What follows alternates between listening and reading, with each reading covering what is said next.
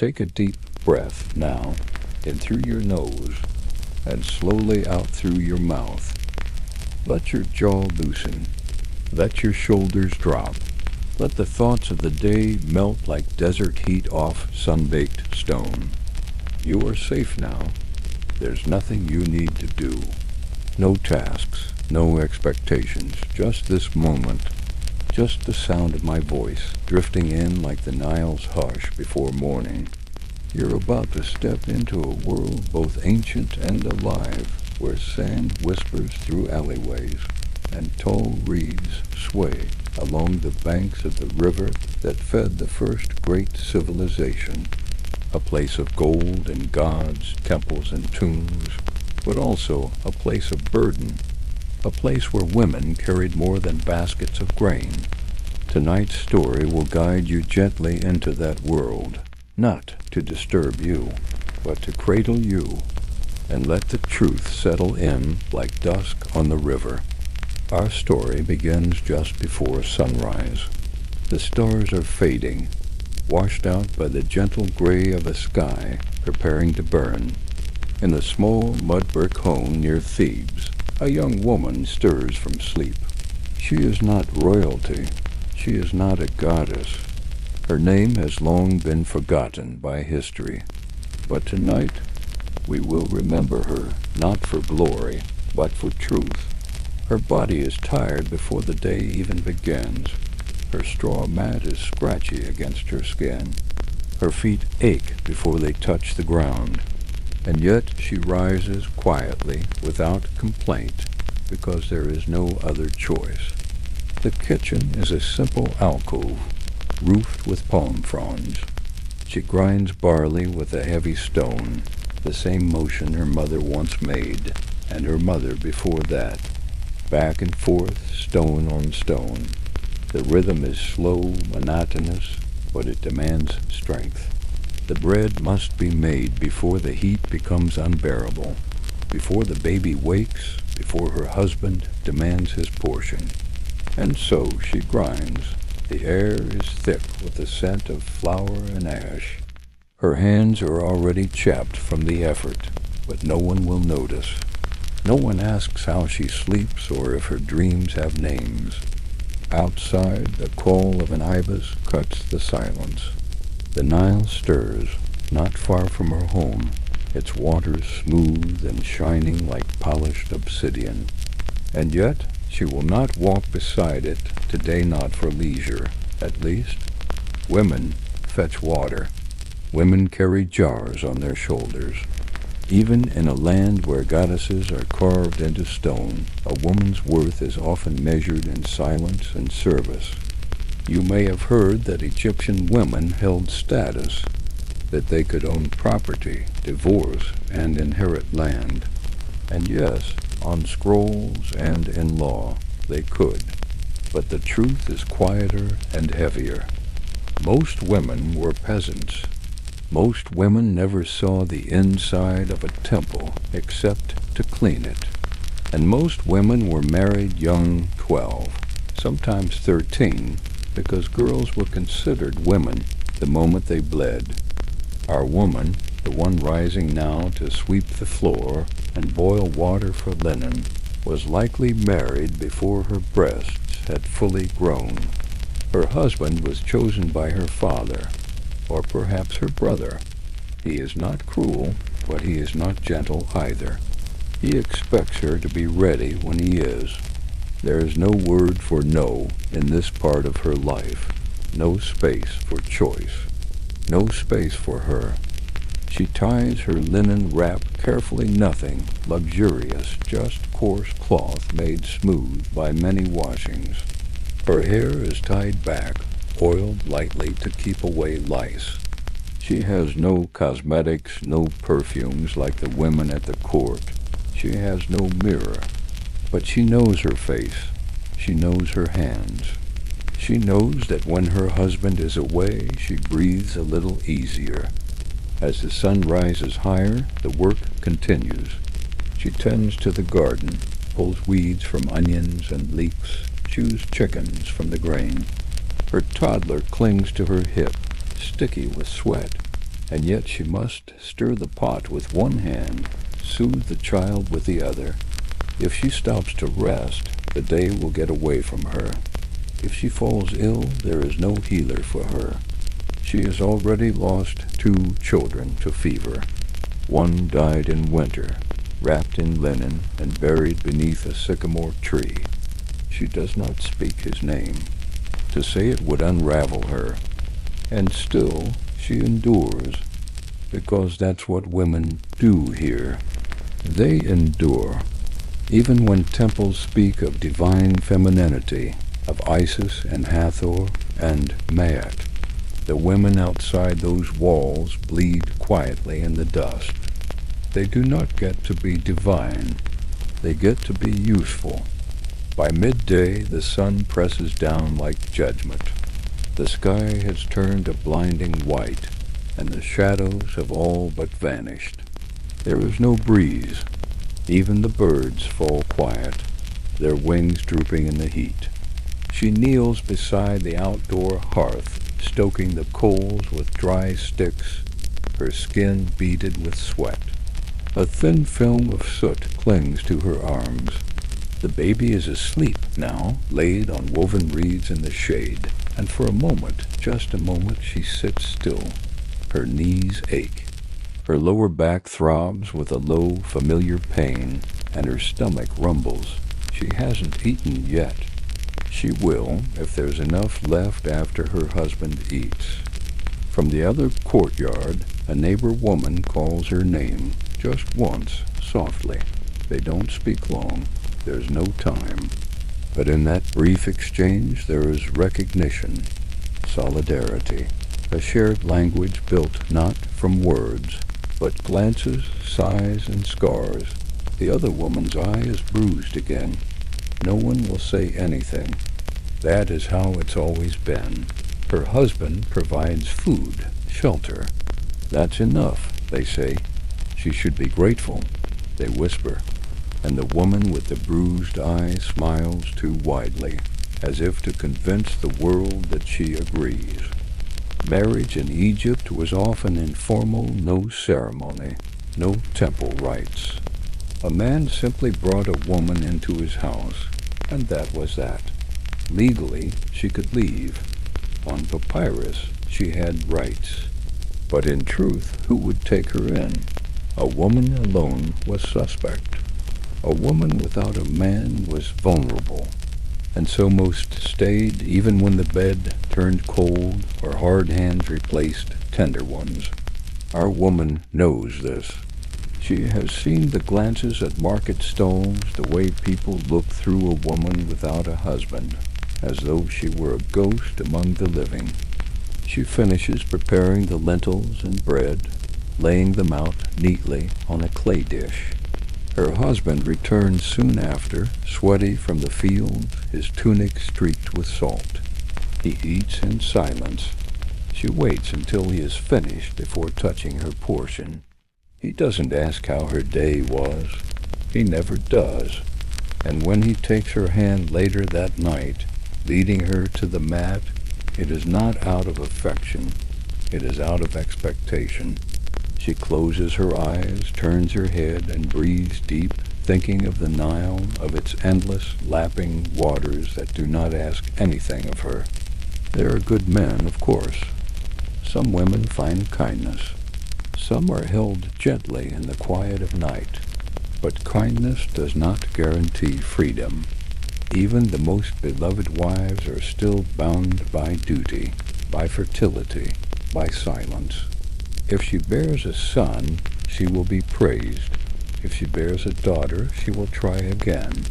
Some women die in childbirth. Many do. The gods take what they take.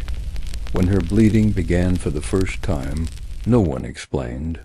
There was no celebration, just a cloth, some whispered instructions, and a shift in how she was seen. She was a child that morning. She was a woman by dusk. Marriage proposals came within the month. Her body stopped being hers. It became currency, something to trade, something to prove worth. And now Years later, she still bleeds each moon, each time with quiet dread. She counts the days in hushed prayers. If her bleeding stops, she is with child again. And so the cycle continues. Education? For most girls, it was a dream. The temples taught boys, those of noble birth, how to read, how to write, how to draw sacred symbols. Girls were taught how to cook, weave, bear children, and obey. She has never held a stylus. She cannot write her own name, but she knows 1,000 other things. She knows how to mend a torn tunic in the dark, how to soothe a fever with crushed date and honey, how to read a man's face by the sound of his breath. Her knowledge is not written, but it is real. Even in death, a woman's story was often erased. Tomb walls praised fathers and sons. Wives were mentioned in passing, his beloved, his housewife, his mother. Their joys, their labors, their private thoughts gone. Unless she was a queen, her sarcophagus would be plain. Her face would be carved to resemble a goddess, but her real features would vanish forever. Still, our woman dreams. Sometimes late at night when the house is quiet and her husband's breathing slows into sleep, she looks at the stars. She wonders what lies beyond the river, beyond the sand. She imagines the temple singers with gold dust on their skin, the priestesses who walk barefoot in incense smoke. She imagines being heard, being seen, not worshipped, just understood. The baby stirs in sleep, and she moves to comfort him. Her fingers brush the child's brow, her touch feather-light. She hums a song her mother once sang, and in that small, warm moment, she allows herself to hope, not for riches, not for escape, but for her daughter, if she ever has one, to live with just a little less silent. The moon rises slowly above the rooftops, casting the narrow alleys of the village in pale silver. The scent of the day's heat still lingers, baked into every stone and wall. Inside the small mud-brick home, the woman sits awake long after her husband has fallen asleep, the child finally settled in a shallow cradle of woven reeds. It is the only time of day she truly feels alone. Not lonely, but alone where no voice is calling her name, no hand tugging at her sleeve, no chore waiting in the corner. Just breath, just silence, just the dark, still world outside. Her knees are pulled to her chest, wrapped in her linen shawl. She stares at the ceiling, listening to the creak of dry wood and the soft rustling of insects in the thatch. She wonders what her life might have been had she been born with different blood, or no womb, or to a family with more cattle and fewer mouths. The gods, she has been told, do not make mistakes. But she has felt, for years now, like she was molded for something else. Something softer, something with more music, more light. A part of her aches to speak to really speak. But the only things she is allowed to say are things that soothe, things that serve. And so she speaks only in dreams, and only when the rest of the house sleeps. In those dreams, her body is her own. Her voice rings out in temple halls. She wears ochre on her cheeks and gold in her ears. She walks beside the Nile not as one fetching water, but as one pouring it in sacred offering. She is priestess, not servant. She is self, not shadow. But then the night fades, as it always does. The dreams wash away, as dreams do, and the sky begins to pale, blooming with the soft, cruel light of a new day. Already she hears the dogs stirring outside, the first call of the ibis, the creaking of doors opening. The world demands her again. Her hands, her back, her patience. She rises, rubbing at tired eyes. She lights the fire again. It will take time for the coals to heat. She measures flour into a bowl by memory, not sight, and begins kneading the dough. The baby stirs. Her husband turns over with a grunt, and all the pieces of her identity, mother, wife, worker, slide quietly into place, even if they no longer fit. There were some women, history tells us, who carved out a name. Merit Pata, perhaps the first known female physician. Hatshepsut, who wore the beard of kings. Some women rose, some ruled, but they were exceptions, bright threads in a tapestry otherwise woven tight with silence and dust. Our woman knows none of their names. All she knows is the shape of her own hands and the shape of her life. She wipes her brow. The dough is ready. The sun pushes upward into the day with steady force, and the warmth builds again. She feels it press into her back, into her shoulders. There will be water to fetch, herbs to dry, laundry to scrub on the stones beside the river. There will be meat to salt and grain to sort. Her life, like her mother's, is a pattern, a loop that ties itself over and over again with quiet, invisible knots. Still, she carries on. There is strength in this, the kind of strength that doesn't shout, that doesn't ask for monuments or prayers, the kind of strength that tucks children in and wakes before the sun, the kind of strength that sees a hard world and says gently, "I will survive you."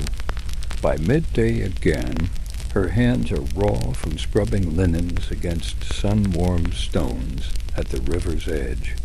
The water flows smooth and wide, glittering under the weight of Ray's eye above.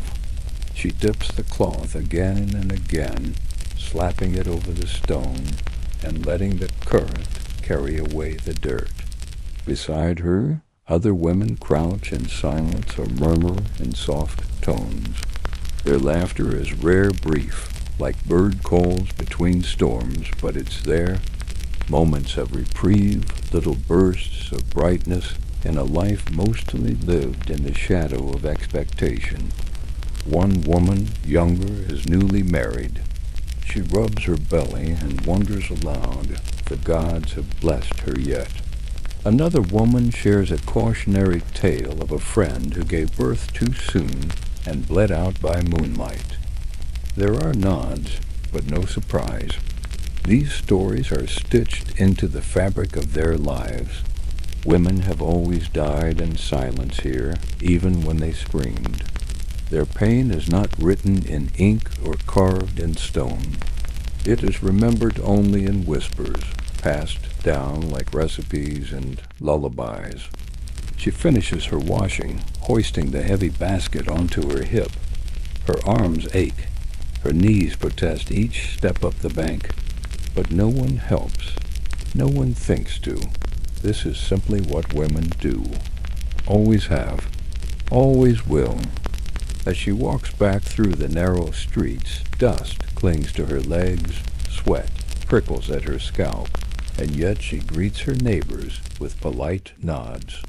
Inside her home, the air is thick and still. The baby is awake again, wailing softly in the shade. Her husband is nowhere to be seen, perhaps at the beer house, perhaps arguing about irrigation with the men in the square. She feeds the baby from her breast, humming softly to mask the low growl of her own hunger. There's little time to rest. The hearth needs tending, herbs need grinding, and the loom must be set again. Her day is not measured in hours, but in tasks completed, in silence kept, and bruises hidden under cloth. Her mind slips to thoughts she must never speak aloud. What if she had never married? What if she had run before her father signed the marriage agreement? What if she could have studied, walked the temple halls as a scribe, written her own story instead of living one written for her?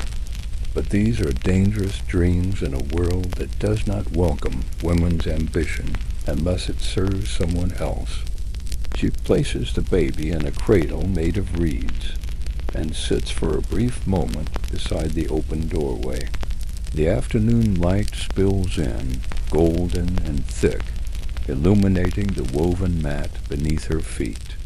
She watches as dust motes float lazily through the beams of sunlight, the only things in her world that seem truly weightless. Outside, the street is still, save for the occasional bleat of a goat or the far-off laughter of boys playing with carved sticks. Inside, she folds her hands in her lap and allows her breath to slow. Not because there is peace, but because this stillness is the closest thing to it. Her neighbor passes by with a basket of onions, and they exchange a knowing glance. The look says everything: tired bodies, quiet mouths, shared burdens. In ancient Egypt, the hieroglyph for woman was often depicted as a figure seated, legs tucked beneath her, head bowed, not standing, not speaking, not commanding, just kneeling, as though waiting for instruction. And that's what life was most days. A long wait for the next task, the next meal, the next pregnancy, the next loss. And yet, beneath it all, there is a quiet current of defiance. A flicker, small and smoldering, like an ember buried in ash. She has learned to read the signs, the way an older woman offers her a slightly larger piece of bread, the way a friend lingers a little longer when she speaks of a pain in her back, the way children huddle close to her when their own mothers are too exhausted to cradle them. It's not rebellion, not openly, but it is something. A thin strand of compassion braided through the long rope of obligation. She pulls her shawl tighter and prepares the evening meal. A stew of lentils and leeks crushed with herbs she picked at dawn. Her fingers move quickly, expertly. She is always moving, always making. The baby stirs and fusses, and she lifts him with one hand while tending the pot with the other. Her husband returns just as the sun dips low, casting a red haze over the fields. He smells of sweat and barley beer. He sits without a word and eats without thanks. She places more bread on his plate and says nothing. Words, after all, are valuable currency, and women have very little of it to spend. Later that evening, she will bathe in a small basin beside the fire. The water will be warm, but not enough. She will scrub at her skin, removing the day's grime, and stare for a moment into the faint reflection shimmering on the water's surface. Her face, half lit by firelight, half shadowed, is not the face she remembers from girlhood. Her eyes are tired. Her mouth, once full of laughter, now mostly silent. Still, she breathes deep. She is still here. That in itself is something. The thread slips between her fingers, soft and fibrous, and her hands move with an old, practiced grace. Over, under, tighten, pull. Her thoughts still wander. She remembers the birth of her second child. The pain had begun in the evening, quiet at first, like a tide coming in. She had been alone then, grinding barley in the courtyard while the sky turned orange. Her husband had gone to fetch water, or so he said. He returned only hours after the child had come. The old midwife had come instead, half blind but steady, with hands like old leather and prayers that smelled of oil and sage. The baby had been a girl, and like so many girls, she had been greeted not with celebration, but with resignation. A few quiet nods, a breath held in disappointment. Her husband did not strike her, not then, but the silence in the room was its own kind of cruelty. as if the child were already less. And perhaps in this place she was, another mouth to feed, another dowry to save for, another body bound to the same endless cycle. The child had grown sickly, thin limbs, pale skin. The priest said the gods would take her if they pleased, and so no one did much, no one prepared. When she died, wrapped in woven cloth and buried beneath a sycamore tree, just beyond the edge of the fields, her mother said nothing. Not because she didn't feel it, but because no one would have listened. Grief here had to be small and quiet, especially for a daughter. She had kept a tiny scrap of the child's blanket, folded tightly in a crack behind the hearth. She sometimes pressed it to her cheek at night. The scent was long gone. The fabric nearly crumbled when touched. But it reminded her that love, real, wordless, painful love, could survive even in a world that pretended it didn't matter. The baby stirs again, and she moves with instinct, lifting him from his cradle, pressing him close. His breath is warm against her collarbone. His fingers curl into the loose folds of her tunic. He is still young. He does not know yet that he is more valuable than his sister ever was. He does not know yet that his voice will be louder, that the world will step aside for him where it will press harder against her. She holds him tighter, not out of resentment, but out of longing, for him to be different, for him to be better. Outside, the stars have shifted. The moon is high now, casting everything in silver. The fire has gone out. She rocks gently on her heels, swaying in time with the soft, rhythmic sounds of his breathing. There is peace here, for a moment, a silence that doesn't hurt, just the soft sweep of night against the walls of her home. In this hour, before the world wakes again, she can almost pretend that she is free. But morning comes fast. She doesn't sleep much. She never does. By the time the light begins to creep through the window slats, she's already up again, grinding grain, checking the herbs hung to dry, stirring the embers into flame. Her husband grunts his way to wakefulness, stretching and scratching without a word. She hands him water, bread, his tools. He leaves, and the house is hers again for a time. But it's never truly hers, not in the way she wishes it could be. She thinks of the temple women, the singers, the dancers, the priestesses. They're rare, but they exist, chosen by the gods, or by wealth, or by beauty. They are trained to serve in sacred spaces, to tend to rites and symbols. Some can even read. She has seen them from afar, draped in linen so fine it moves like smoke, their skin painted with ochre and ash. They walk like they know their names will last. She envies them, not for their silk or song, but for their presence, the way the air seems to part for them. And yet she knows, even they are not free. Their prayers must be pure, their bodies clean, their voices always soft, never sharp. The rules follow them, even into the temple. The gaze of the gods may be kinder than the gaze of men, but it is still a gaze. She wonders what it would feel like to speak without fear, to raise a question in the marketplace without being dismissed, to say no and be believed, to be tired and not be told. That is simply your role. She wonders what it would be like to walk into a scribe school, sit among the rows of boys with shaved heads, and hold a stylus without permission, to press ink to papyrus and make her thoughts permanent. The dreams come easier in the heat of day, when the sweat on her brow blurs the lines between thought and prayer.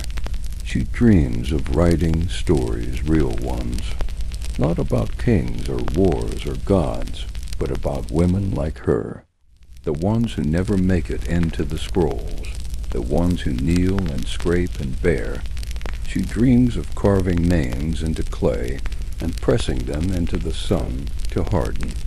Names of daughters, names of friends, names of every woman who was told she was too small for memory. A cry from outside startles her. One of the goats has broken loose again. She sighs and steps out into the bright glare of the sun, shielding her eyes. Her feet are bare, the ground already hot. The goat bleats from across the path, tangled in a cluster of reeds. She clicks her tongue, coaxing it back toward the pen. A neighbor calls to her, offering help, and for a moment they laugh. It's a rare sound, light and real. It breaks the heaviness of the morning just enough to let some air in. She returns inside, her skin shining with sweat, and pours water over her arms. The baby babbles softly, and she picks him up, kissing the top of his damp head.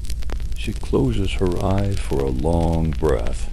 The scent of river clay and sun-warmed linen fills her nose. For all the ways her life is small, she still holds tenderness. She still feels the shape of joy, even if it's been worn thin from use. That, too, is a kind of resistance. A knock at the door pulls her attention. Her neighbor's daughter stands there with a basket of lentils, cheeks flushed and eyes wide. She's come to trade for weaving. The girl is 12, maybe 13. Her wrists are thin, her posture already careful. She has just begun to bleed, and everyone looks at her differently now. Her value has shifted overnight.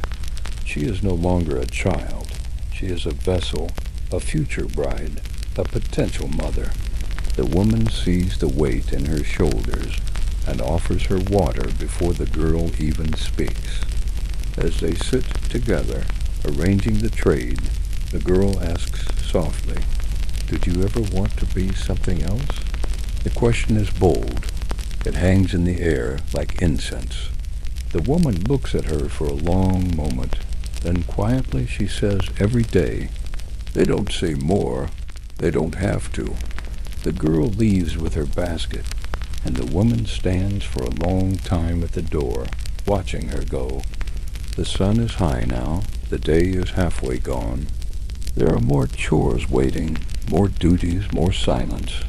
But the question lingers. It echoes. And maybe, just maybe, the echo is the start of something. The heat of the afternoon deepens, pressing down on rooftops and shoulders alike, while the shadows draw back like retreating water. The woman stays indoors now, where the mud brick walls offer a little relief. Not much, but enough. The baby naps again, mouth slack and pink, a thin line of drool dampening the cloth beneath his cheek. She watches him for a while, one hand idly weaving frayed rope into a usable length. Her thoughts begin to drift again, unspooling slowly with the rhythm of her fingers. Sometimes when she's alone, she tells herself stories. Not aloud, never aloud, but in her mind. Tiny parables she invents from the pieces of her world. A lost bead that turns into a pearl with the power to grant choices. A dog that can speak, but only to women who buried a child. A temple made not for gods, but for mothers who died in childbirth, where their names are etched on every wall and remembered in song. In these stories, women have more than strength, they have presence. They don't fade at the edges of scrolls. They don't disappear behind their husbands' names. They are seen. They are heard. She finishes the rope and sets it aside. The clay jug is nearly empty again. Time to go to the river. She wraps the jug in a cloth sling over her shoulder and steps out, squinting into the sun's brightness. The street is quiet, but not empty. A few men nap beneath awnings, arms folded over bellies. Children chase a chicken past the well. Another woman is already walking ahead of her, jug balanced neatly on her hip, hips swaying with each step. They nod at each other without speaking. The river is low today. Silt and reeds stretch out where the water once ran. She walks the muddy bank until she finds a spot that's not too crowded. She fills her jug slowly, letting the water cool her wrists. The river has always been here. It fed her grandmother. It carried her brother's ashes. It reflects the stars and carries the dead. In the stories the priests tell, the Nile is sacred male in body, female in spirit, a giver of life, a punisher of pride. But here, in her hands, it's just water, weight she has to carry home. As she lifts the jug and straightens her back, she notices a group of men laughing nearby, not cruelly, just carelessly. They slap each other on the backs, drink from flasks, trade fish and jokes. One of them glances toward her. His gaze lingers, not in desire, not even in curiosity, but with the thoughtless entitlement of someone who has never had to wonder whether they be being watched. She shifts the jug to her other shoulder and turns away. She's been looked at like that since she was a girl. It never meant anything good. The walk home is slow, and her spine aches under the weight of the water. She pauses at the corner of her home and adjusts the strap of the sling.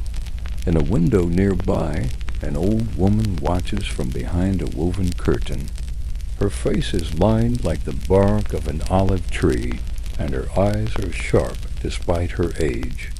They don't speak, but again, they nod. That nod means I see you.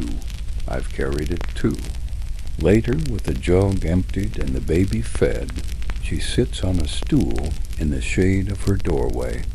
Her fingers are busy once again, repairing a torn tunic. Her husband is still gone. She doesn't ask where. If he comes back with a scowl, she will be quiet. If he comes back smelling of date wine, she will make space. It's easier not to argue. Women who argue are punished. If not with fists, then with silence, with shame, with social bruises that linger longer than real ones. Once, when she was a girl, she watched a neighbor's wife be dragged by her braid through the street. No one stopped it. The woman had spoken out in the market, asked why the butcher gave her less than the man before her. The husband hadn't liked that. The memory lives behind the woman's eyes like a coal that never cools. Ever since she's known, survive first, speak later, or maybe never. And yet here she is, still breathing, still weaving, still shaping meals and lives from almost nothing. That, too, is a kind of rebellion. The sun begins to fall behind the buildings as the day turns gently toward dusk. The shadows stretch again. The air cools slightly, just enough to make movement a little easier. She finishes mending the tunic and folds it neatly, setting it in the small basket of bartered clothes she will deliver in the morning. The house is still quiet. Her husband hasn't returned. That means she has a little more time to sit without expectation, time to let her thoughts drift without them being shaped by someone else's needs. The baby coos in his cradle, not fully awake, but not deeply asleep either. She hums to him, a soft tune, older than words, the kind passed down from mother to daughter through tone alone. It's not a song anyone else would recognize, but for her, it's a lullaby stitched with memories, her mother's breath, her sister's laughter, the rustle of palm fronds in the night wind. These are the things she carries, things no one can take from her. Her voice is soft but steady, and the baby stirs once, then goes quiet again, comforted by a sound that speaks of safety in a world where so little is safe. She sits with her knees drawn up, staring out at the street. Nightfall in the village is quieter than in the city, but it still hums with life. A woman across the road pours water from a clay jug over the threshold of her home, sweeping away dust and bad spirits with one motion. A small boy chases a black cat along the alley, his bare feet slapping the stone. The scent of cooking fires hangs in the air: onions, garlic, something charred. Her stomach growls, but she waits. She always waits until last. When her husband finally does return, his steps are heavy. He doesn't speak, doesn't look at her. He drops his bag near the hearth and lies down without removing his sandals. She watches the dust drift from his clothes as he exhales loudly and closes his eyes. She does not ask where he's been. She does not ask anything.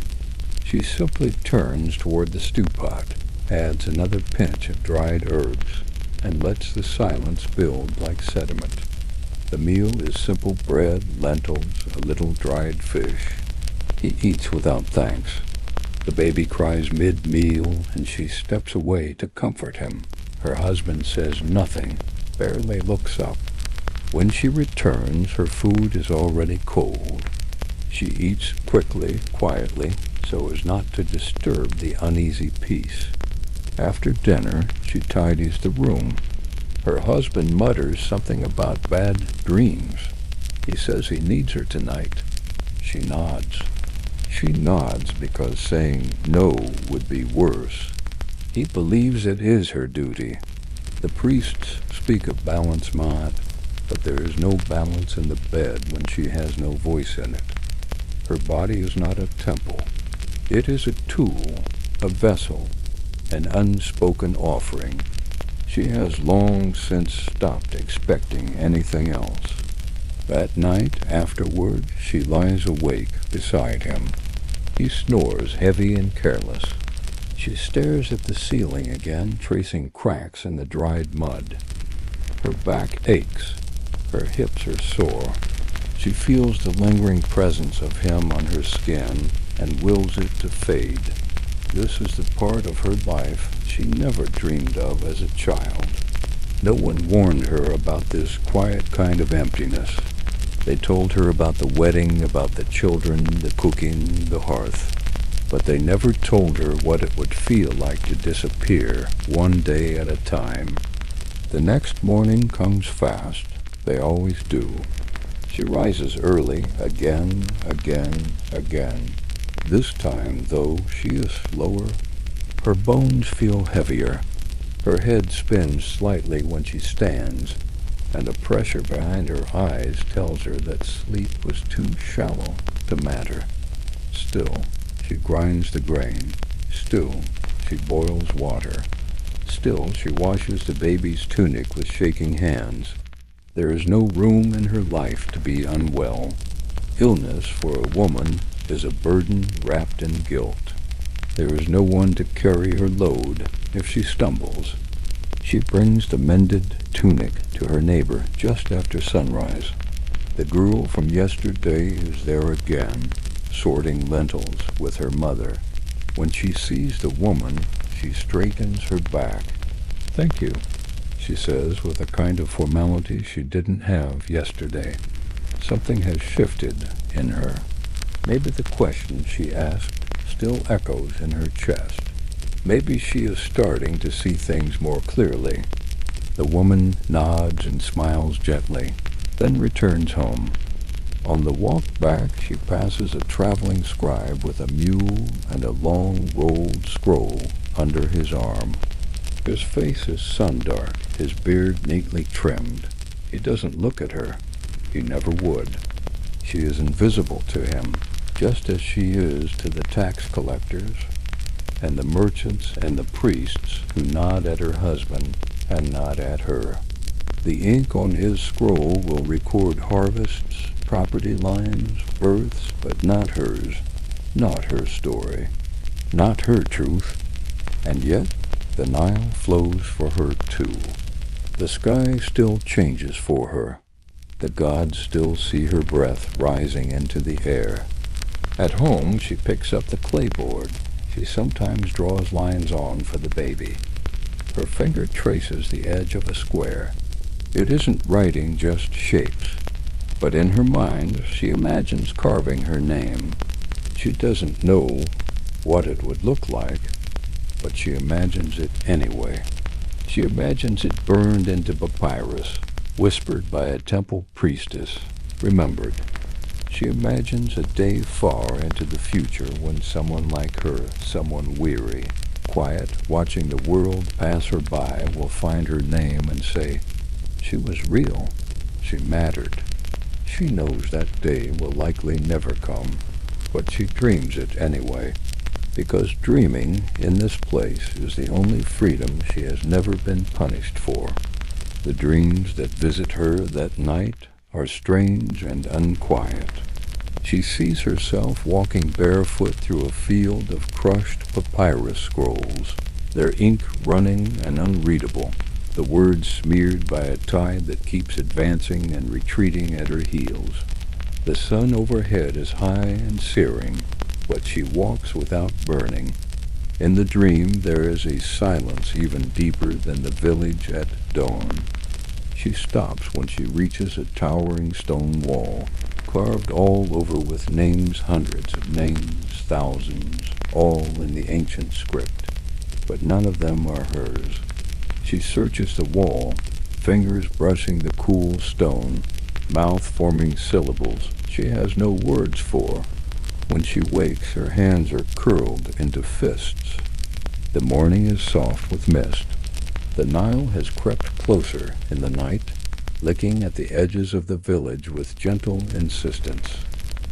Her husband has already left. His sandals left damp tracks across the clay. She doesn't mind. She prefers the stillness before everyone else wakes. There's power in these quiet minutes, power no one ever taught her to see. The baby, too, sleeps on, one hand curled around his ear, the other pressed into the corner of his blanket. She kneels near the hearth, slowly rekindling the flame. As it catches, the crackle feels almost alive. There is an old superstition, passed in whispers between grandmothers, that women who speak their true thoughts into fire can have them carried to the gods. She stares into the flickering orange light and wonders what would happen if she dared. She leans forward and whispers something, not loudly, not even clearly, just a breath of thought, something shaped more in feeling than in speech. It's not a prayer. She doesn't believe the gods hear women the same way they hear men, but still, she offers it to the flame, something small, something real.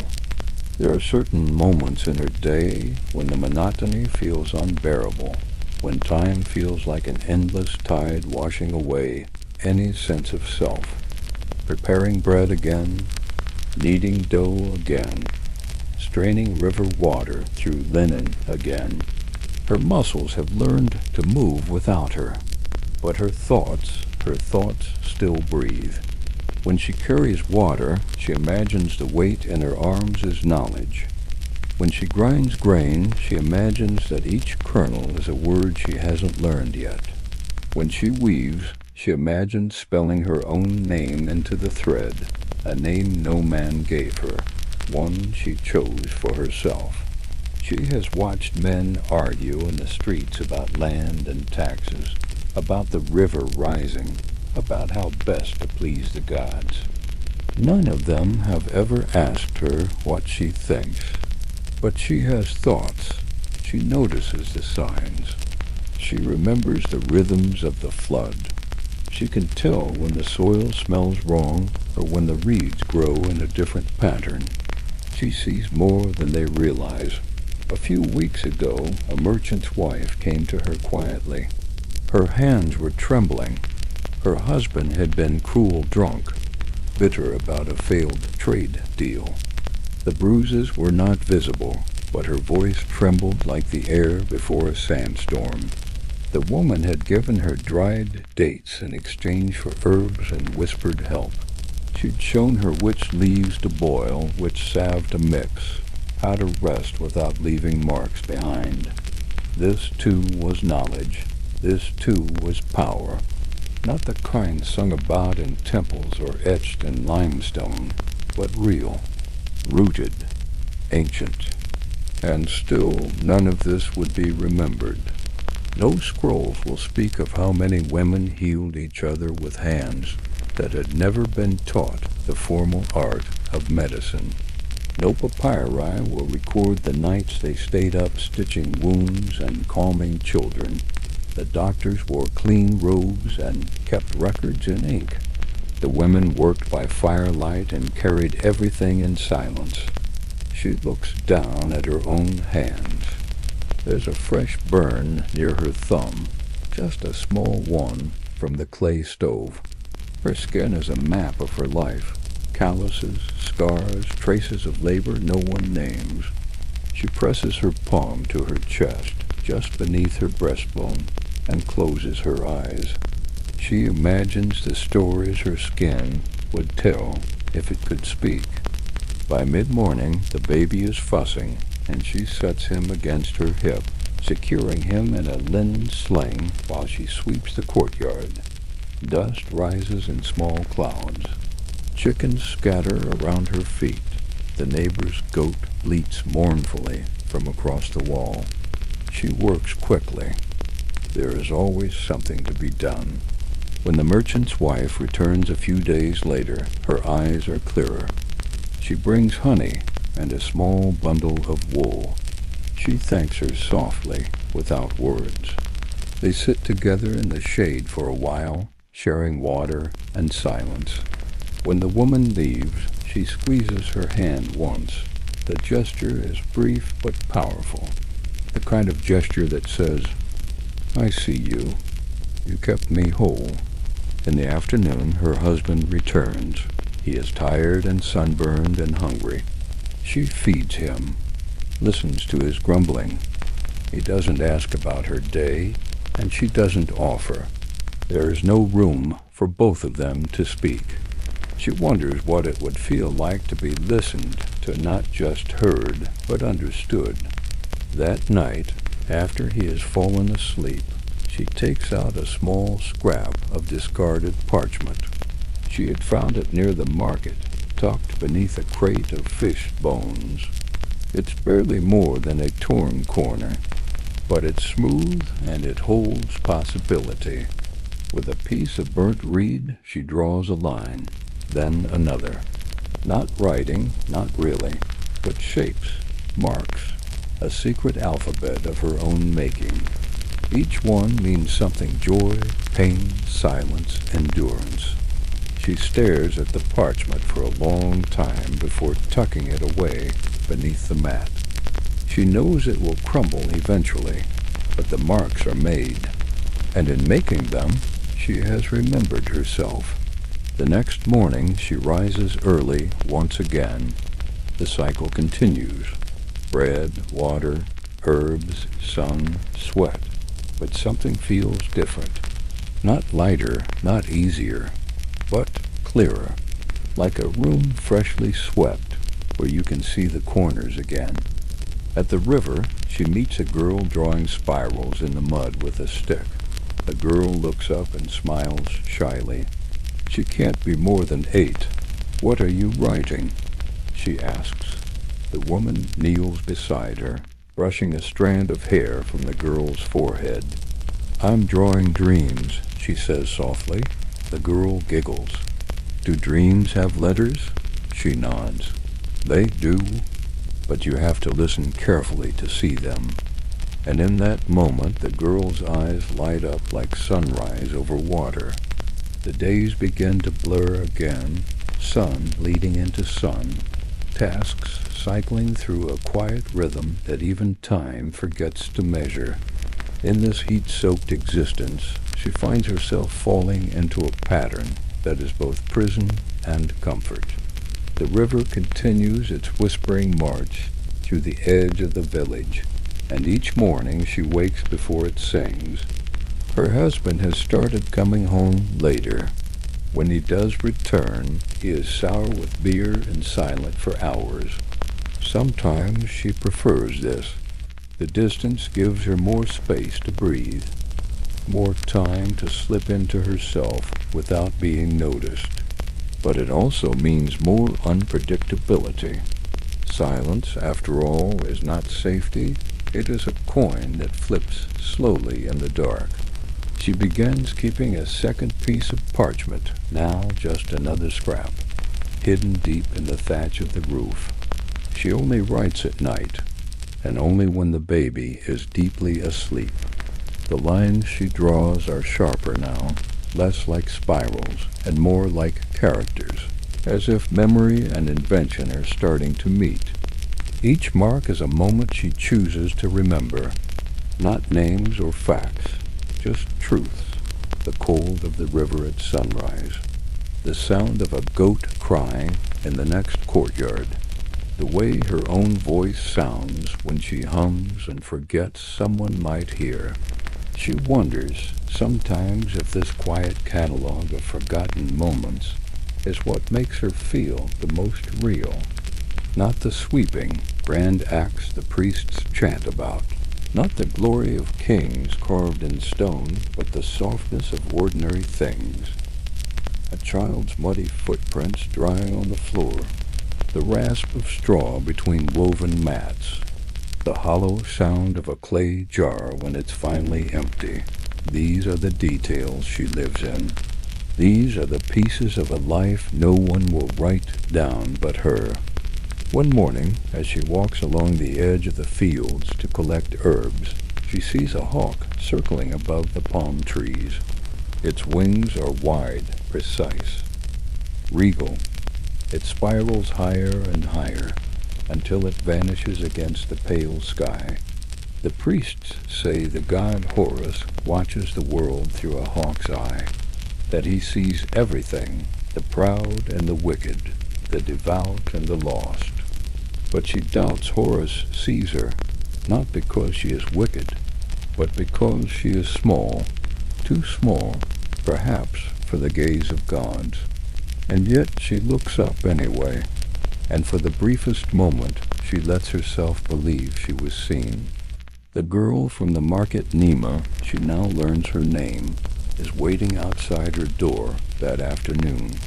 The sun has dipped low, and the air is rich with the scent of spiced bread and dust. Nima carries a cracked pot, asking if she might borrow some of their leftover stew. "Mama's gone visiting," she explains, "and I don't know how to cook yet." The woman smiles softly, inviting her in. Together, they warm a few pieces of flatbread and sit on the cool floor. Nima speaks quietly but quickly, the way young girls do when their thoughts are faster than their mouths. She talks about her brothers, the neighbor's goat, the temple dancer she saw once in a procession. They wore gold on their heads, she says, wide-eyed, and their arms were painted with stars. The woman nods and listens, remembering how she once stared just as hungrily. But the stories Nima shares soon shift. She speaks of how her father has started talking about marriage. There's a man in the next village older, with thick wrists and a heavy brow. "I don't want to," she says. "But Mama says he's good, that he'll protect me." The woman's throat tightens. Protection. That word has been stretched and reshaped so many times it no longer means what it should. She wants to tell Nima that it's all a lie, that safety shouldn't come at the price of silence, but the words stick. So instead she says you're allowed to be afraid. And Nima, surprised, just nods. When the girl leaves, she presses a warm cloth-wrapped bundle of lentils into her hand. "For your kindness," Nima says, and the woman replies, "For your courage." That night, the house is quiet again. Her husband has gone to drink with the field hands. The baby sleeps.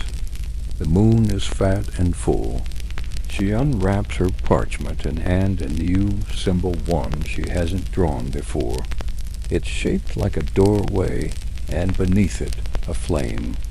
To her it means beginnings born in fear, courage that hides behind thin walls. She doesn't know if anyone will ever understand what it means, but she knows it matters. The next few days pass with little change.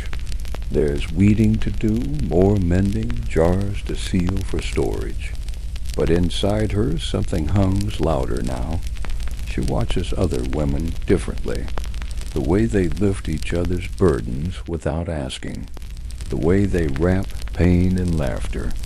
The way their eyes flash in unison when something unjust passes between them. These women, invisible to most, carry the weight of an empire on their backs. She sees an older woman named Ter next door, helping a young mother clean after her child's illness.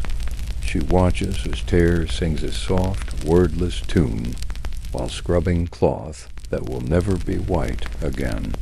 The child coughs weakly, and the mother's face crumples with exhaustion. Ter just keeps moving. Gentle, steady. No one will thank her. No one will record her name, but the woman watching will. Later that evening, she carves another mark, a spiral within a spiral, for labor given without witness. A few days later, the merchant's wife visits again. This time, she isn't trembling. She's wearing a fresh tunic, her shoulders set straight. She carries with her a basket of dates and honey. "You taught me how to make the salve," she says, "and it worked. The swelling's gone. The bruises faded." Her voice dips. "He left me alone this time. There's no joy in it, but there's relief. And that, in this world, is everything." They sit together under the edge of the awning. The woman braids the baby's blanket fringe while the merchant's wife eats a date. Neither speaks much, but when they part, the woman touches her arm and says softly, "You are more than he says you are." It's not advice, it's truth, spoken quietly but firmly, like planting a seed. And for the first time in weeks, she sees tears in another woman's eyes, and they are not hidden. The days begin to blur again, sun bleeding into sun, tasks cycling through a quiet rhythm that even time forgets to measure. In this heat-soaked existence, she finds herself falling into a pattern that is both prison and comfort.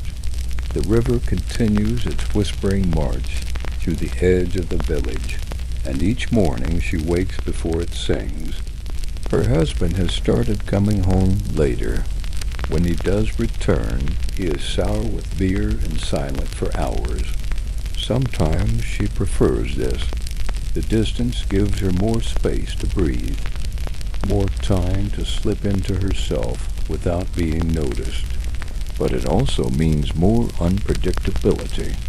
Silence, after all, is not safety. It is a coin that flips slowly in the dark. She begins keeping a second piece of parchment, now just another scrap, hidden deep in the thatch of the roof. She only writes at night, and only when the baby is deeply asleep. The lines she draws are sharper now, less like spirals and more like characters, as if memory and invention are starting to meet. Each mark is a moment she chooses to remember, not names or facts, just truths. The cold of the river at sunrise, the sound of a goat crying in the next courtyard, the way her own voice sounds when she hums and forgets someone might hear. She wonders sometimes if this quiet catalog of forgotten moments is what makes her feel the most real. Not the sweeping, grand acts the priests chant about. Not the glory of kings carved in stone, but the softness of ordinary things. A child's muddy footprints dry on the floor, the rasp of straw between woven mats, the hollow sound of a clay jar when it's finally empty. These are the details she lives in. These are the pieces of a life no one will write down but her. One morning, as she walks along the edge of the fields to collect herbs, she sees a hawk circling above the palm trees. Its wings are wide, precise, regal. It spirals higher and higher until it vanishes against the pale sky. The priests say the god Horus watches the world through a hawk's eye, that he sees everything, the proud and the wicked, the devout and the lost. But she doubts Horus sees her, not because she is wicked, but because she is small, too small, perhaps, for the gaze of gods. And yet she looks up anyway, and for the briefest moment she lets herself believe she was seen. The girl from the market Nima, she now learns her name, is waiting outside her door that afternoon. The sun has dipped low, and the air is rich with the scent of spiced bread and dust. Nima carries a cracked pot, asking if she might borrow some of their leftover stew. "Mama's gone visiting," she explains, "and I don't know how to cook yet." The woman smiles softly, inviting her in. Together, they warm a few pieces of flatbread and sit on the cool floor.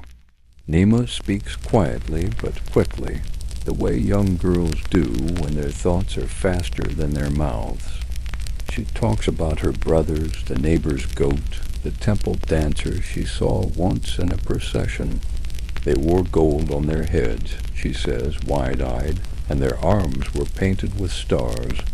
The woman nods and listens, remembering how she once stared just as hungrily. But the stories Nima shares soon shift. She speaks of how her father has started talking about marriage. There's a man in the next village older, with thick wrists and a heavy brow. "I don't want to," she says. "But Mama says he's good, that he'll protect me." The woman's throat tightens. Protection. That word has been stretched and reshaped so many times it no longer means what it should. She wants to tell Nima that it's all a lie, that safety shouldn't come at the price of silence, but the words stick. So instead she says you're allowed to be afraid. And Nima, surprised, just nods. When the girl leaves, she presses a warm cloth-wrapped bundle of lentils into her hand. "For your kindness," Nima says, and the woman replies, "For your courage." That night, the house is quiet again. Her husband has gone to drink with the field hands. The baby sleeps. The moon is fat and full. She unwraps her parchment and hands a new symbol one she hasn't drawn before. It's shaped like a doorway, and beneath it, a flame. To her it means beginnings born in fear, courage that hides behind thin walls. She doesn't know if anyone will ever understand what it means, but she knows it matters. The next few days pass with little change. There's weeding to do, more mending, jars to seal for storage. But inside her something hums louder now. She watches other women differently. The way they lift each other's burdens without asking. The way they wrap pain in laughter. The way their eyes flash in unison when something unjust passes between them. These women, invisible to most, carry the weight of an empire on their backs. She sees an older woman named Ter next door, helping a young mother clean after her child's illness. She watches as Ter sings a soft, wordless tune while scrubbing cloth that will never be white again. The child coughs weakly, and the mother's face crumples with exhaustion. Ter just keeps moving. Gentle. Steady. No one will thank her. No one will record her name, but the woman watching will. Later that evening, she carves another mark, a spiral within a spiral, for labor given without witness. A few days later, the merchant's wife visits again. This time, she isn't trembling. She's wearing a fresh tunic, her shoulders set straight. She carries with her a basket of dates and honey. "You taught me how to make the salve," she says, "and it worked. The swelling's gone. The bruises faded." Her voice dips. "He left me alone this time. There's no joy in it, but there's relief. And that, in this world, is everything." They sit together under the edge of the awning. The woman braids the baby's blanket fringe while the merchant's wife eats a date. Neither speaks much, but when they part, the woman touches her arm and says softly, "You are more than he says you are." It's not advice, it's truth, spoken quietly but firmly, like planting a seed. And for the first time in weeks, she sees tears in another woman's eyes, and they are not hidden. The days that follow are drenched in the strange stillness that precedes a season's shift. The sky remains low and heavy, and though no rain falls, the scent of moisture clings to the wind. It seeps into the clay walls, softens the thatched roofs, darkens the hems of every linen robe. The river swells a little more each morning. People murmur of the flooding season arriving early. Farmers become restless. Men argue at the edge of the fields over where the water line will reach this year, but she knows the signs. She's read them in the reeds, in the insects, in the uneasy hush of the birds at dawn. The Nile is coming. For the women, however, the flood does not change the rhythm of their burden. Water rising or not, there is bread to grind, pots to mend, children to soothe, bruises to hide, and mouths to feed. Her hands remain raw with labor. Her back stiffens with cold in the mornings and burns in the heat by noon. But it is her heart that feels different now. It is fuller, more alert. She has begun noticing everything, every instance of quiet pain in the eyes of her neighbors.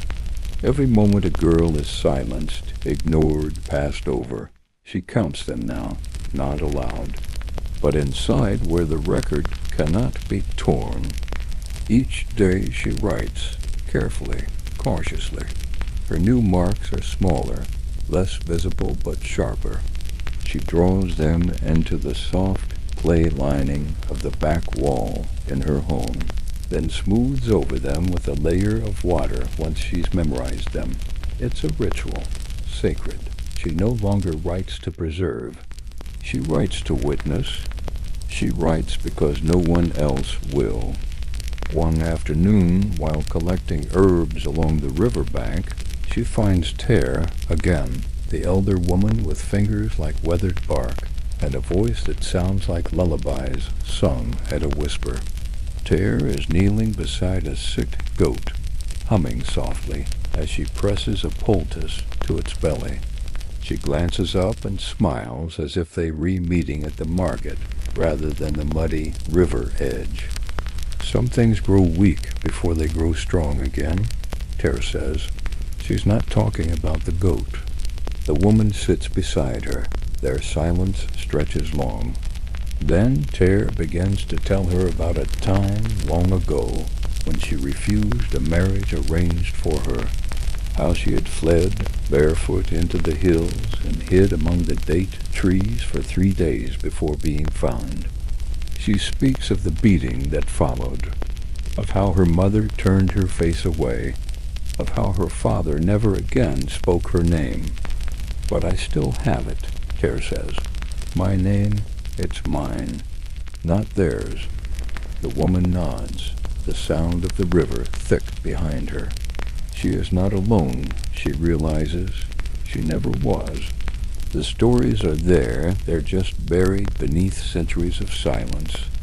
At home, her husband grows colder.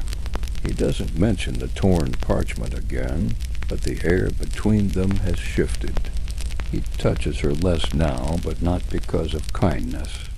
It's distance, not peace. When he speaks, it's in commands. When she replies, it's in syllables clipped like overgrown roots. She no longer gives him more than what he needs to function. The rest she keeps for herself, for her child, for Nima, for every woman who might one day ask, "Was I alone?" One night, Nima arrives breathless, her braid loose, sandals dusty from running. She doesn't speak at first. She simply stands in the doorway, eyes wide, mouth trembling. The woman pulls her inside without asking. The baby stirs, sensing the shift in the air. Outside, the wind moans through the trees like a voice long withheld. "He tried," Nima finally whispers. "He came again." Mama opened the door. She said it was time. The woman feels her blood grow cold. She wraps Nima in her shawl and sets her by the hearth, then lights a small lamp with shaking hands. This is not a surprise. It was always going to happen. The only question was when.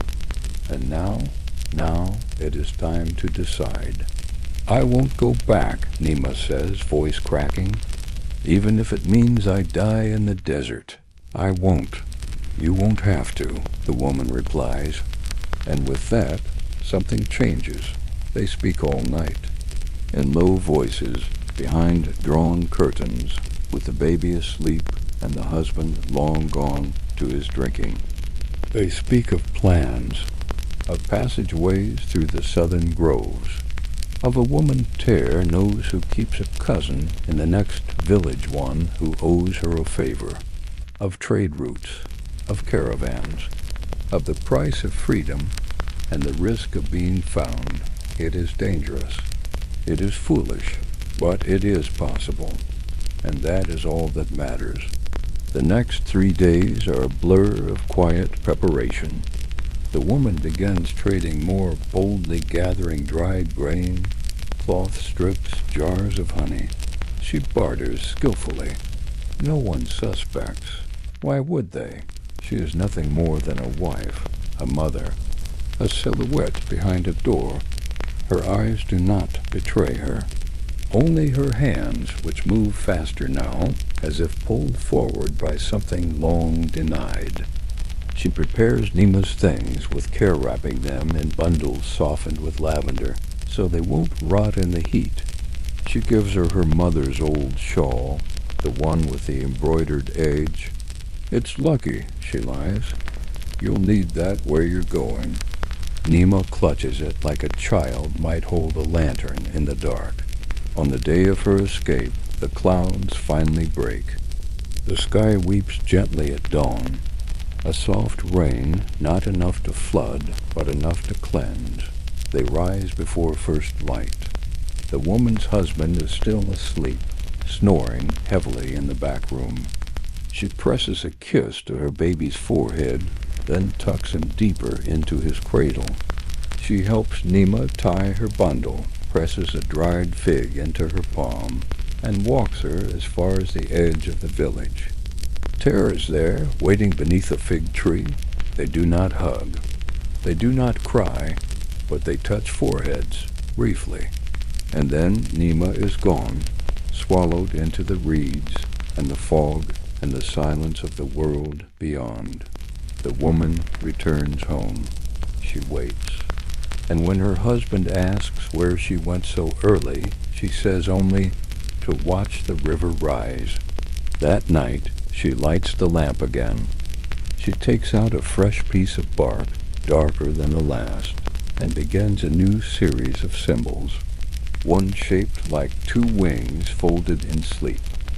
One like a path made of stars. And finally, one shaped like a flame, this time not under a doorway, but rising from it. In the days that follow, the woman begins to see things more clearly, not because anything around her has changed, but because she has. The veil of helplessness that once hung between her and the world has thinned. It hasn't vanished. She still bears the same burdens, still lives in the same small house, with the same man who drinks too much and listens too little. But the clarity beneath that veil is stronger now, sharper. When she walks through the village, she begins to see every small resistance for what it is. A woman walking slower than expected, daring to linger in the shade. A girl who meets a man's eyes just long enough to say, "I know." A laugh shared between two friends that hides a secret exchange of strength. The priest in the market speaks more loudly than usual these days. He's warning about the flood, as if his voice alone could hold the water back.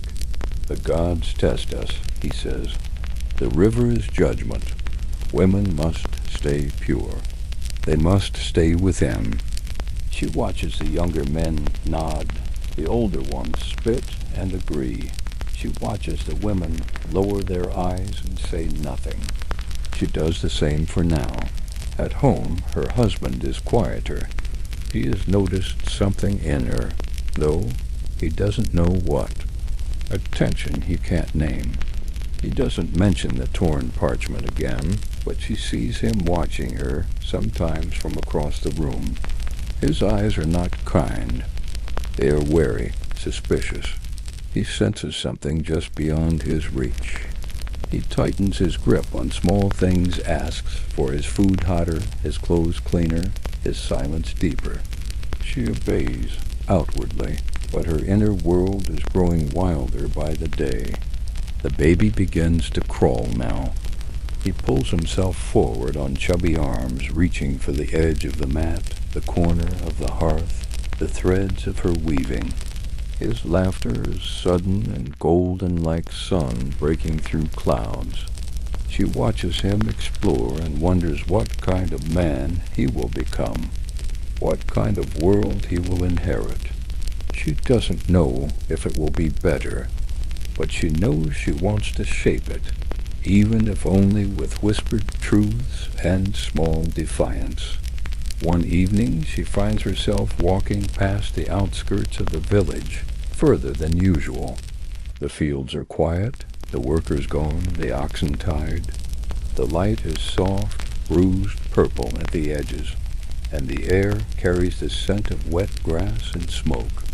She pauses beneath an old tree one bent low and wide, shaped by time and flood. It is hollow near the root. She steps inside the low arch of its trunk and kneels. It feels like a temple, even if no one calls it that. From her shawl she removes a piece of linen. Folded inside are her newer markings etched in dark plant dye on pale cloth. The symbols are more intricate now. They no longer only represent ideas. They're beginning to form a language. She lays the cloth across her lap and touches each one. A spiral made of two lines, for women who speak to each other in glances. A crescent with dots along its spine, for truths passed through silence. A symbol shaped like a river splitting in two, for choice when none is given. She presses the cloth to the inside of the tree, then draws back. The bark is soft with dampness. The linen sticks just slightly. She leaves it there, not hidden, not buried, just offered. Like incense, like prayer, Ter joins her the next morning. She doesn't ask how the woman knew to come. She simply arrives, leaning heavily on her carved walking stick, her braid streaked with silver and ash. She carries a small basket of bitter roots. They sit together beneath the tree and speak of nothing for a while. Then Ter asks, "Have you heard from her?" The woman shakes her head. "She will send word," Ter says. "The girls always do when they can." That night, the wind changes. It howls through the village like a creature unbound. Shutters slam. The baby wakes crying. The woman rocks him gently, whispering her own name into the space between his breaths. Not the name her husband calls her, not the name on the temple list. The name she remembers from childhood, the name she gave herself when no one was listening. 2 days later, a traveler comes through the village, selling dried fish and camel milk. He's missing 2 fingers, and his eyes are milk white with cataracts. But his voice is clear, and his stories sharper than his blade.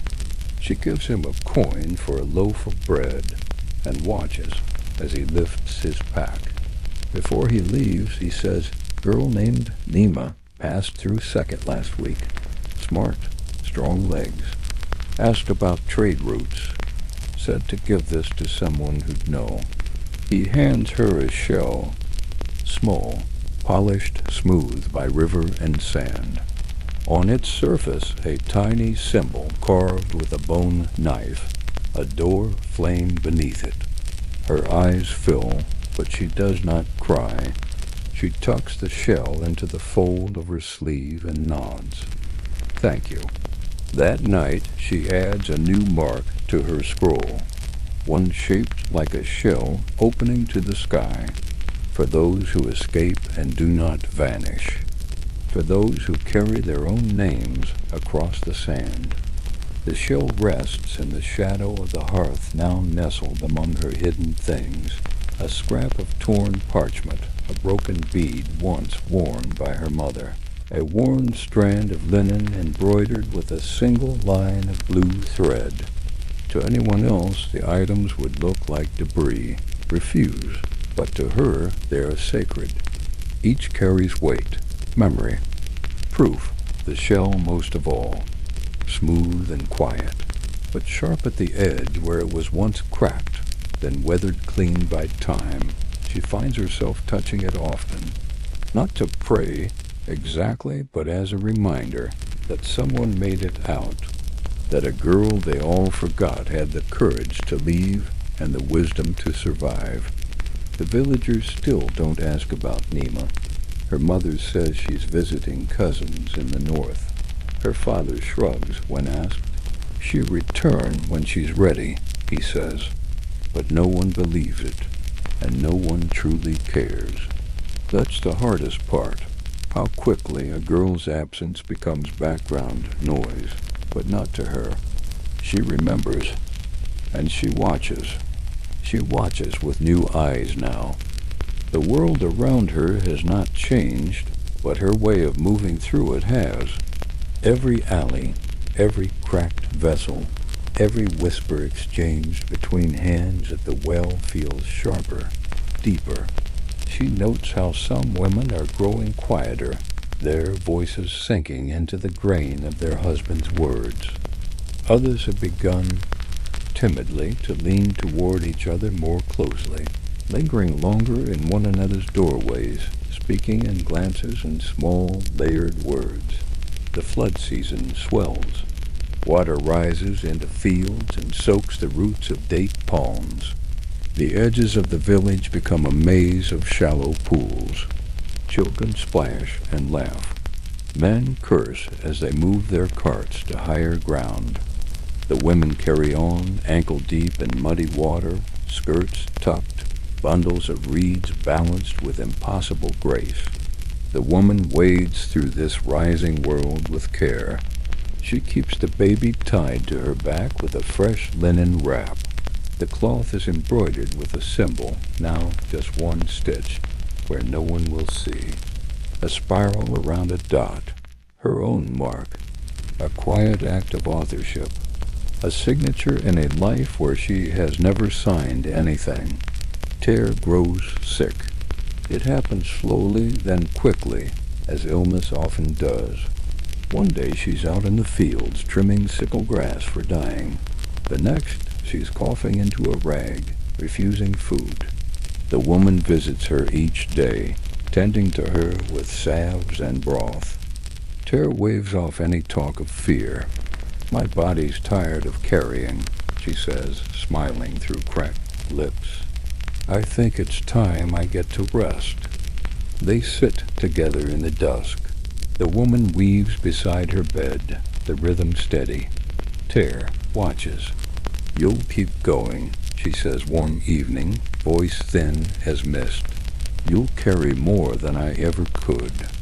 The woman doesn't reply, but she lays the weaving across Ter's lap before leaving that night, an offering without words. Ter dies 2 mornings later. The village mourns in the usual way, clay beads broken in mourning rituals, hair let loose in the streets, soft wailing over her body as it's wrapped and salted. The men speak of her wisdom. The women speak of her kindness. The priest says she has returned to the land, as all obedient women must. The woman does not weep in the open, but that night she returns to the tree beyond the village and presses a new cloth against its bark. This one bears 3 symbols: a bent reed for quiet strength, a tear falling into a bowl for grief kept in silence, and a sun with one half shaded for things said too late. She leaves the cloth behind and walks home slowly. The river murmurs low against its banks. The path is dark, but she does not fear it. She knows it now, every stone, every dip in the road. The darkness, too, belongs to her. At home, her husband asks where she's been. She says, "Morning." He grunts. Plenty of old women die. She does not correct him. She does not say Ter was not just old. She was memory. She was the first woman she had heard say no and mean it. The first to teach her that strength can live inside a whisper.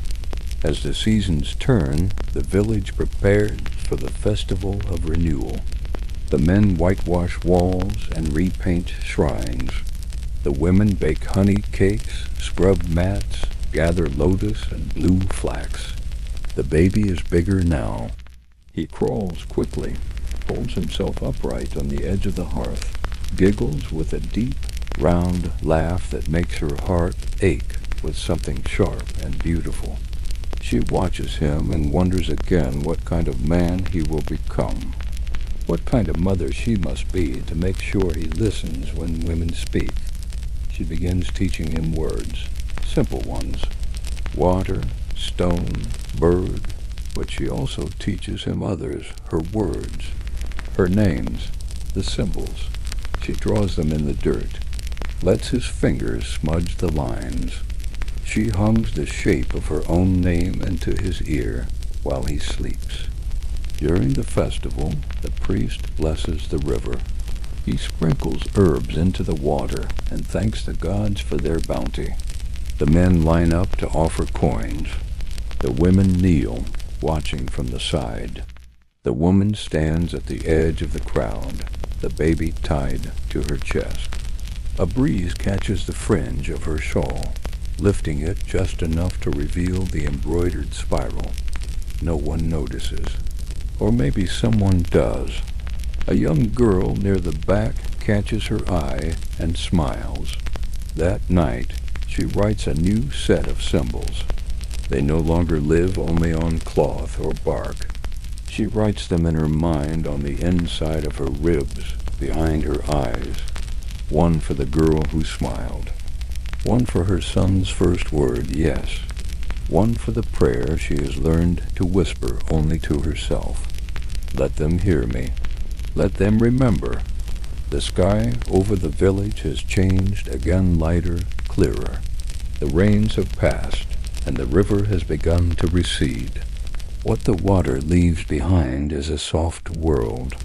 The earth is richer now, thick with silt and new scent. Shoots of green rise along the edges of farmland.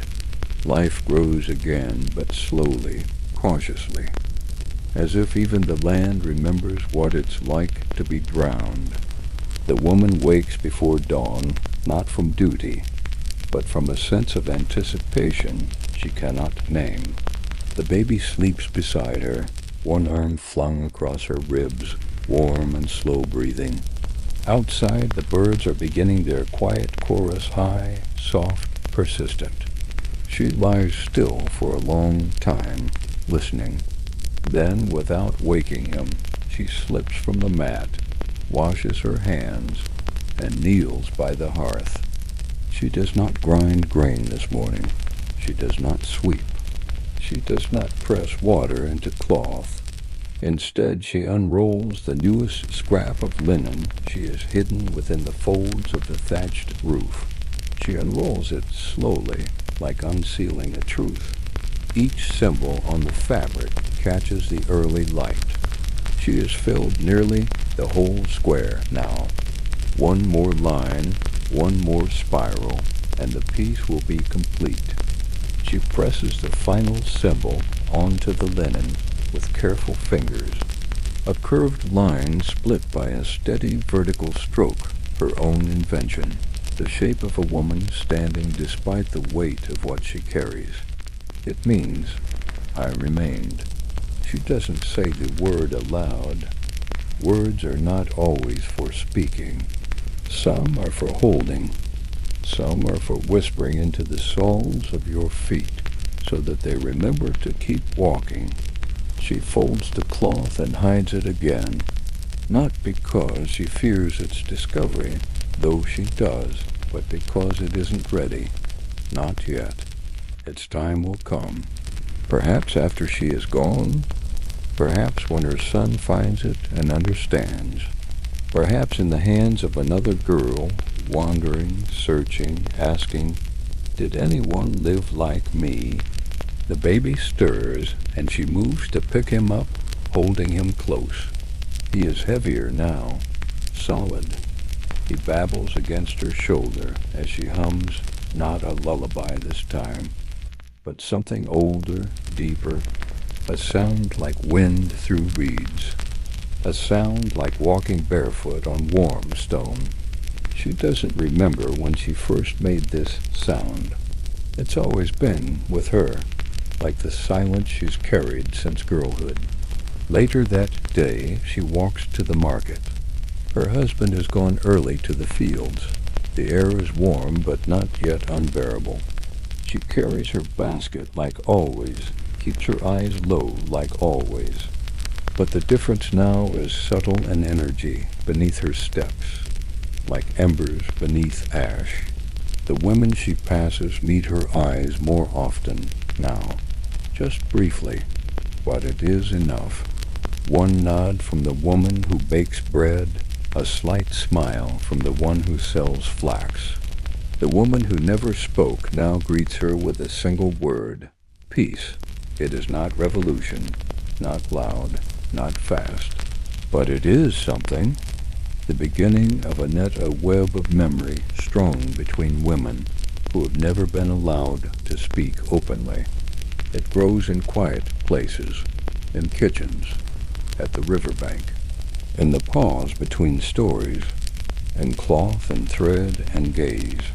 She begins teaching her son her symbols, not all of them, not yet, just the ones she's ready to release. She draws them in the dirt, in steam on clay. She names them slowly, gently. This is for listening. This is for remembering.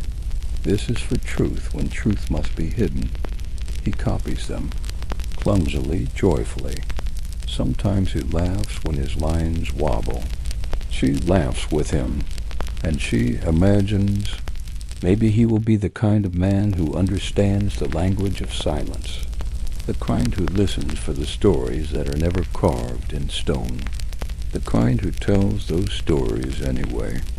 She walks past the edge of the fields, where the stalks lean dry and golden in the sun, past the bend in the river where reeds grow taller than men, past the old fig tree now bowed heavy with fruit, its roots thick with memory. And beyond that, she finds the tree, the hollow one, the place where she first began leaving cloth behind. It is older now, or maybe she is. She kneels before it the way a child kneels before a shrine. not to worship, but to return. She opens the bundle carefully. Each linen square still smells faintly of dried leaves and smoke. She lays them out before her in a circle, symbols for flight, for silence, for survival, for remembering. Each one pressed with the weight of night spent awake in thought, afternoons spent hiding meaning in shadow, days spent folding herself around fear. The wind rustles softly through the leaves overhead, whispering through the gaps like breath through cupped hands. Her son stirs on her back. He murmurs something drowsy and content, then drifts back to sleep. She touches the back of his head gently, grounding herself in that warm, living presence. Then, slowly, she begins digging. It isn't a deep hole, just enough. She places the cloth inside layer by layer, memory by memory, not to discard it, not to bury, but to plant it like a seed. Maybe someone will find it, maybe not, but she knows now that its presence matters, that in a world carved by the hands of kings and priests, a woman's truth can still take root, even in dirt, even in silence. When she covers the cloth, she presses her palm flat against the soil. For a moment her hand stays there, still. Then she draws one more symbol with her fingertip, a simple line, bent slightly at the center. It means bending is not breaking. That evening she sits with her son beneath the fig tree. He chews on a strip of flatbread and babbles nonsense into the air. She watches the way he watches the world, how his eyes take in every flutter of light, every breeze, every ant crossing the dust at their feet.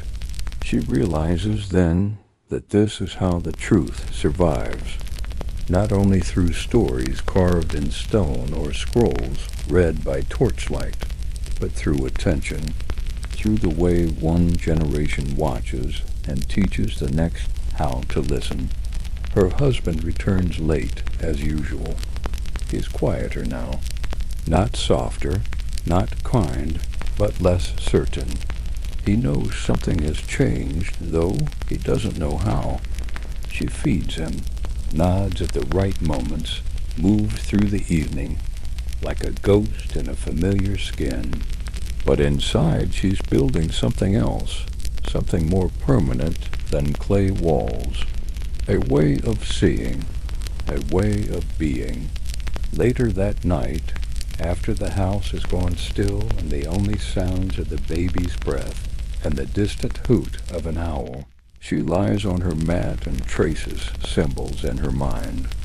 She recites them slowly like a hymn, each one holding a story, each one born of a woman no one remembered, except her. And then she thinks of Nima.